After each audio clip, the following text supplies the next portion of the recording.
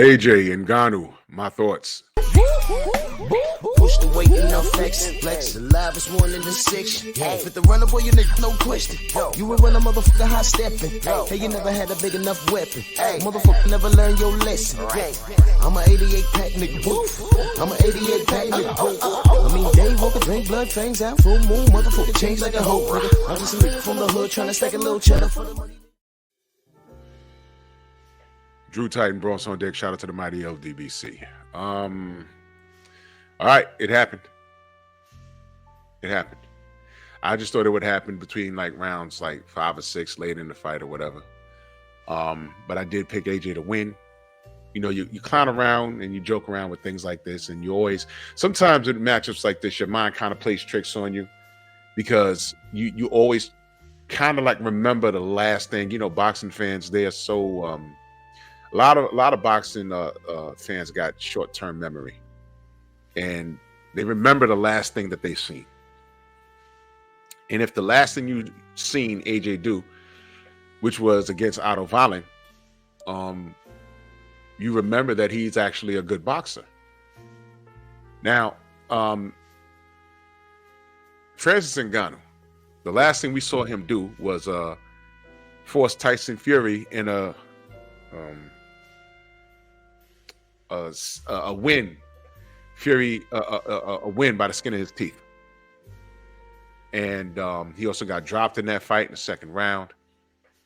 But if you recall, I remember saying that, you know, in that fight with Fury, there's a lot of things going on. I saw a lot of mistakes that Ngannou, like when he would miss shots, he'd swing wide.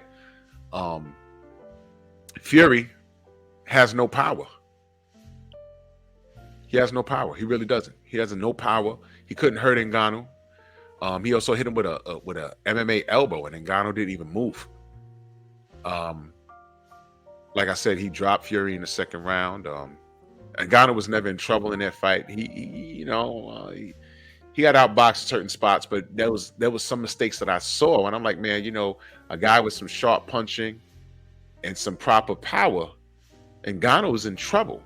But Fury doesn't have the power. He had enough skill to keep him honest, but he didn't have power. If Ngannou was a actual trained boxer, like he's actually boxed competitively for, I would say maybe 7 to 10 years, you know, where he was a little more sharp, Fury would have been in trouble because he couldn't hurt that guy. And I'm wondering, could he keep him off of him? Now, notice Mike Tyson helped Ngannou compete against Tyson Fury, and it, you know, did pretty well. AJ, with his skill set, with his power, I don't know if there was anything that Mike Tyson could have helped Ngannou do to prepare him for this. You knew what you had in Fury. You have a big guy who didn't come in great shape, but a lot of that had to do with, I believe, him not being juiced to the gills. Which is probably, you know, other than that, you know, cut that, you know, in my mind, I'm thinking it's self-inflicted, which is why he needs more time to prepare for Alexander Usyk. So they needed more time. This is not the first time he's done things like this. This is why I don't believe what he says. So before you Fury fanatics or trolls come up here and saying I'm always blaming him for something, everybody's mad at Fury, but everyone is also saying, yeah, this is typical Tyson Fury. All right. He made Ngannou dangerous by not training to his full potential, if he was training at all. And he's also off gear, and the gloves are on correctly. But I digress. So no wonder Ngannou was able to compete with the lineal world champion, right? But this AJ situation was different. I told y'all it'd be different. There was always that idea, if Ngannou throws something and lands something, something could happen. Of course, Ngannou's a big, strong man. And if he caught AJ clean, we all know what would happen. But AJ is a trained boxer. And we all know if this was in a cage and Ngannou was throwing, you know, leg kicks and, come on. He's out of his element. This fight ended how I knew it was going to end. I said AJ by KO. stoppage or whatever. I picked it by knockout. I just gave Ngannou about 5 or 6 rounds. But AJ had other plans. Now, I'm not going to take away from, I'm not going to, look, man, look, here's the deal. Here's the deal. AJ went in there and did exactly what the hell he was supposed to do. Because had he had lost this fight, how do you market this guy? If he had lost to Ngannou, and I'm not talking bad about Ngannou. He got in there. He made life-changing money between the Tyson Fury fight and this fight. He made some life-changing money. Moving forward, fighting is something that he'll just do because he loves to do it at this point. Because the man could just kick his feet up right now. So respect to him. But with that being said, AJ was supposed to win this fight like this in this fashion. He was supposed to. You saw the mistakes from round 1. Round 1. The same mistakes he didn't correct. Because he didn't correct since he was in the ring with Tyson Fury. I saw the same mistakes. And AJ had the talent, the reach, and the power to keep him honest. As soon as he touched Ngannou clean, he knocked him on the floor. And Ngannou was hurt. He said, oh, shit. Wow. Yeah, now you're fighting a guy this is for real, man. This is for real. And he hurt him. He hurt him again. And then when he connected, it was night-night. This was kind of scary. You know, you make fun of certain things, but when you see a fighter fall like this, it was scary, man. It was scary. When your legs, you have no control of what direction your legs are going. He was asleep. When AJ connected, he was asleep. He has to watch the replay to see how he fell. And I'm not making light of this. You know, I like Francis, and I'm glad that he made some money.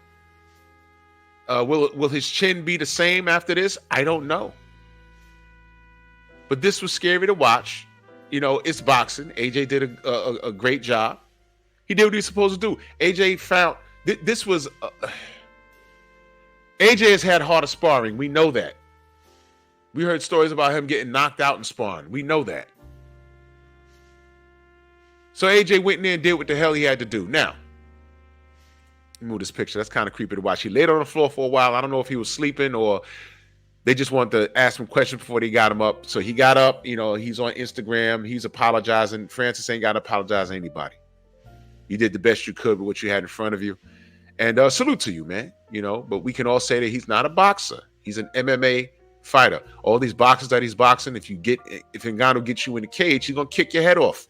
We know that. Or he might punch your head off. It's different. But we know this. So now with that being said, let's talk about the elephant in the room. What's next for Anthony Joshua? He beat Otto Violent. I thought that fight would be tougher. It wasn't. Okay. He beat Francis Ngannou. I knew it would end like this. So now what's next for this guy, right? Just like that, he's back in the mix. Now, I'll give him the Otto Violent fight. This fight, and again, this is no shade to Francis Ngannou, but let me be very clear when I say this.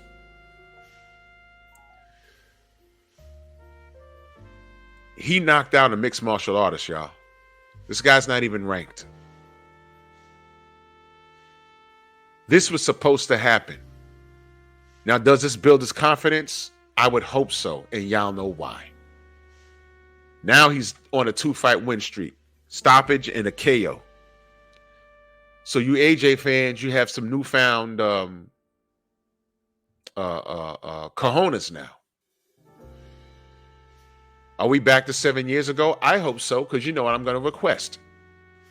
Deontay Wilder just lost to Joseph Parker, who just beat Zhilei Zhang. Listen. I know the easy pick, the more popular pick was for Zhang. But listen, man, although he dropped Parker twice, Parker outworked him, especially down the stretch. In round 12, he didn't land a punch. He didn't throw a punch or something. The man came in at 291 pounds, That's why he didn't throw punches in bunches, because he didn't have the energy. I don't know why these guys at heavyweight seem to think that that's the way to go. And Joseph did what I felt. I said, look, man, I was watching this fight on my break at work. And I said, man, if this goes past 9, Parker going to take this fight. And I'll be damned. That's just what he did. That's just what he did. So with that being said, if he's not going to fight Joseph Parker again, well, Parker has a rematch with Zhilei Zhang. That's contractually obligated based off of what he said. Parker wins that rematch. Could he fight AJ again? What's the time lapse in between that? Might be another 3 months. What does AJ do in between that? One thing Eddie Hearn is good for is keeping his fighters busy. Unlike the PBC, shots fired. Deontay Wilder's chilling, y'all. So now y'all have this newfound courage, right? When he fought that brother Franklin, I know for a fact when he was with Derrick James. By the way, where's Derrick James? Maybe I should call him and ask what happened with him and AJ. I don't know what happened, but anyway, after the Franklin fight, people were like, "Yo, I think AJ should quit." Oh wait, I don't. Forget the Wilder fight right now. He needs some warm-ups. Deontay knocks out Robert Helenius. Took him 1 round. It took AJ more than 1 round to knock out Helenius, and plus his face was busted up in that fight. Y'all wasn't talking. Now y'all talking now? It's Otto Wallin and Francis Ngannou. Now, I thought the Otto Wallin fight would be a lot harder. But 2 things happening. You stop Otto Wallin, right? Parker beats Deontay. The fight was on the table. You could have still took the fight. You took this one. Guess what? You survived. You have 2 good wins. I'll give it to you. Deontay's at home chilling, coming off of a loss. Now's the time you can go get him, AJ. Are you going to do it? You could have did it. Or are you going to talk about retirement again? You think I don't know about that? That's what you said. You was considering retirement. Turk Al-Sheikh said so. You said it to Tay Jones. Okay? You said it. But if I'm lying, it is what it is, right? Half of y'all don't listen anyway. And I tell y'all, remember who I talked to. So now that that's out the question, right? Now's the time to get Deontay. He's a wounded animal, right? People saying, oh, he lost to Parker. He's done. Okay. If the work was easy, you'd have took that fight. But take it now. You're on a 2-fight win streak. I'm all for it. If Deontay's done, go get that work. It's bomb squad for life over here. Well, go get that work, bro. Go get that work. You just knocked this man out. The guy that dropped the Gypsy Queen. Some say he won that fight. You set the record straight.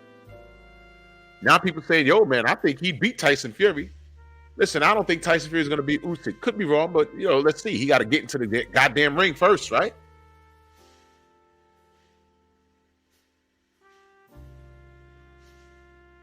D ain't got nothing lined up. Allegedly. Pick up that phone. Make life happen. Or are you scared that you're going to get your life ended? Now's the time to go get that Deontay Wilder work. I don't want to hear it now. 2-fight win streak and D's coming off of a loss. And Parker's on a 2-fight win streak. Come on now. Go get that work. I know you're not scared. Bronx on deck. Move!